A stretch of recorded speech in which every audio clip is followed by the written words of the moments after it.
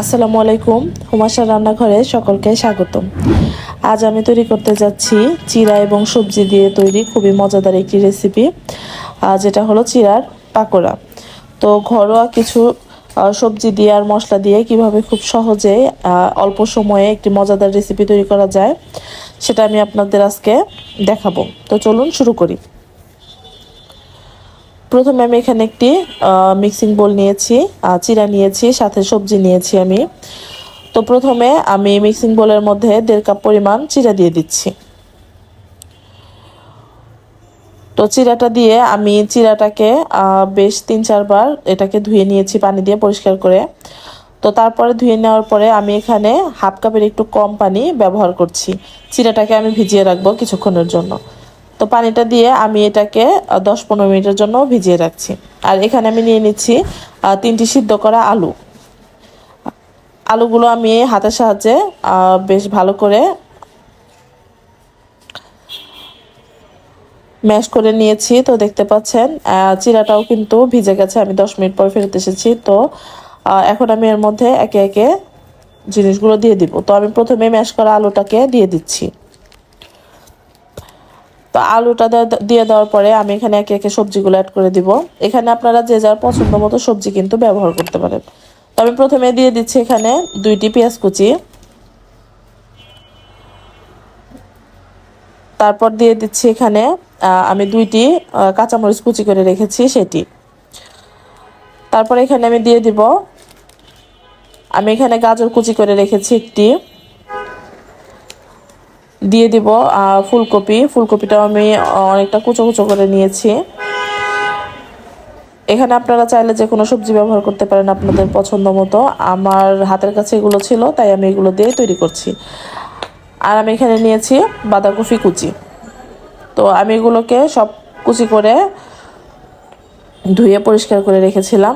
তো তো এই পর্যায়ে আমার বোলটা একটু ছোট হয়ে গেছে, যার কারণে আমি অন্য একটি পাত্রে নিয়ে নিয়েছি। তো এখন আমি এর মধ্যে একে একে দিয়ে দিচ্ছি হাফ টেবিল চামচ আদা রসুন বাটা, দিয়ে দিচ্ছি স্বাদ মতো লবণ,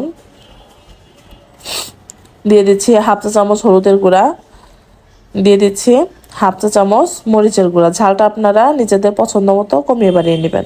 আর দিয়ে দিচ্ছি 1 চা চামচ জিরার গুঁড়া আর অল্প একটু গোলমরিচের গুঁড়া।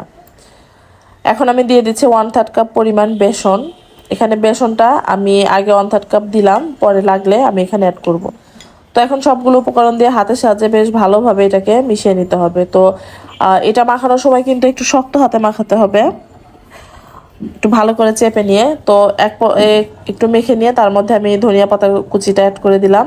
এখন আমি বেশ একটু সময় নিয়ে এটাকে ভালোভাবে মাখিয়ে নিচ্ছি। তো মেখে আমি হাতটা ধুয়ে এসে তো হাতের সাথে একটু সয়াবিন তেল লাগিয়ে নিয়েছি। আমি এটাকে এখন বিভিন্ন শেপে তৈরি করব। তো এই শেপটা আসলে আপনারা যে যার ইচ্ছা মতো দিতে পারেন। আমি এখানে 2-3টা শেপ আপনাদের তৈরি করে দেখাচ্ছি। তো আমি প্রথমে গোল করে চ্যাপ্টা করে একটা শেপ তৈরি করলাম। এবার আমি লম্বালম্বি করে একটা শেপ তৈরি করব। তো আপনারা যে যার পছন্দ মতো যে কোনো শেপে তৈরি করতে পারেন।